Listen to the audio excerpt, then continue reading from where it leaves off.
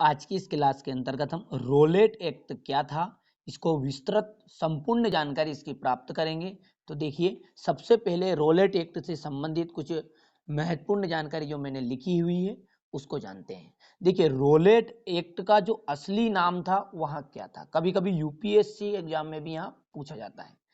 तो अराजक और क्रांतिकारी अपराध अधिनियम इसका पूरा नाम था, यानी कि असली जो नाम था वहाँ नाम था इसका अराजक और क्रांतिकारी अपराध अधिनियम।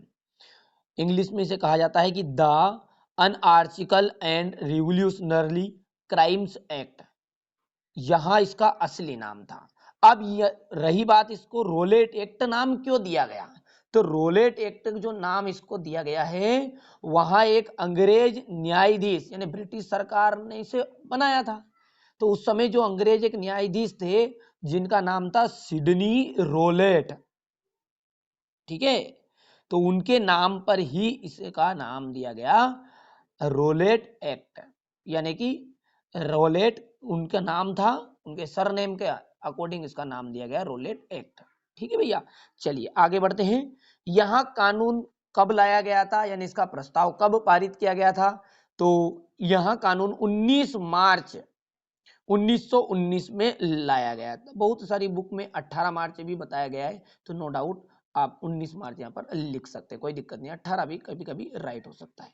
चलिए, इस कानून को लाने का मुख्य उद्देश्य क्या था, क्यों लाया गया था, क्योंकि जो भी इसका उद्देश्य था कि क्रांति को दमन करना। अब ये क्रांति दमन कौन सी, जो भी ब्रिटिश सरकार के लिए के खिलाफ जो भी क्रांति हो रही थी, ठीक है, उस क्रांति को दबाने के लिए, उनके उत्पीड़न से जो जनता भड़क रही थी उस भड़कपन को दूर करने के लिए, उन्हें शांत करने के लिए वो उनका जो आंदोलन किए जा रहे थे, तो उन आंदोलनों को दूर दबाने के लिए यहाँ सरकार कानून लेकर आई थी। ठीक है, महात्मा गांधी ने इसे काला कानून का नाम दिया। जैसा कि आप जानते हैं कि रोलेट एक्ट को काला कानून के नाम से जाना जाता है।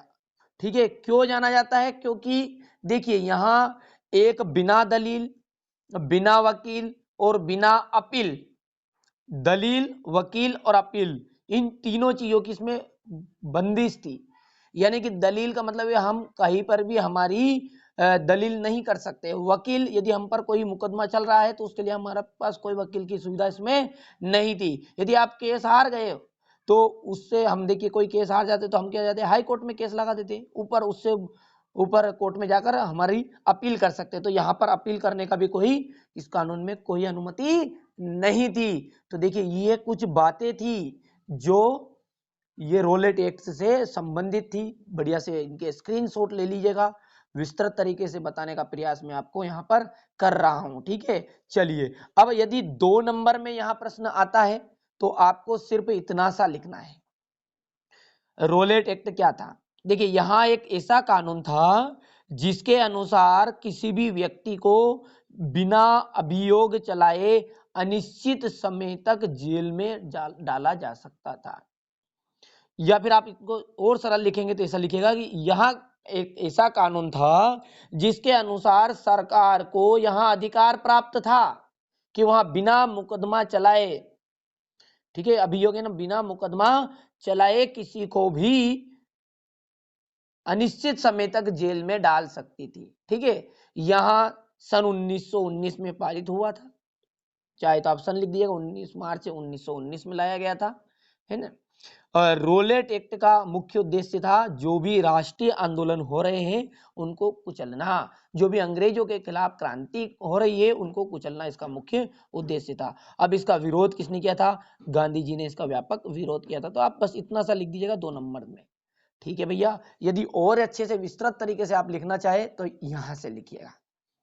रोलेट एक्ट 1819 में जो प्रथम विश्व युद्ध हुआ उसमें तुर्की साम्राज्य की हार हो गई भैया।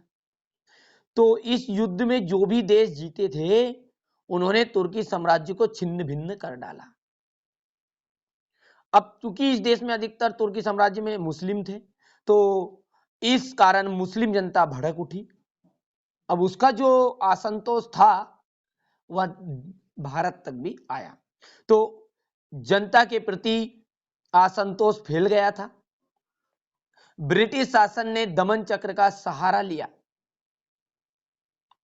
और मार्च 1919 भी लिख सकते हैं कि मार्च 1919 में रोलेट एक्ट अधिनियम बना दिया और इससे सरकार को यहां अधिकार प्राप्त हो गया था कि वहां बिना मुकदमा चलाए किसी को भी जेल में डाल सकती है।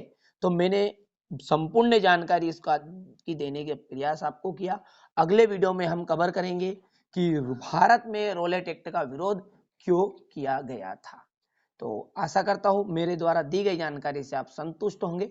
बढ़िया से स्क्रीनशॉट आप ले लीजिएगा और यदि 2 नंबर के हिसाब से यदि आप छोटा करना चाहे तो यहाँ से आप इन्हें सरल कर सकते हैं। यानी कुल मिलाकर यदि आप उत्तर लिखना चाहते हैं तो आपके हिसाब से भी आप शब्दों का चयन कर सकते हैं। केवल समझाना है कि रोलेट एक्ट क्या था।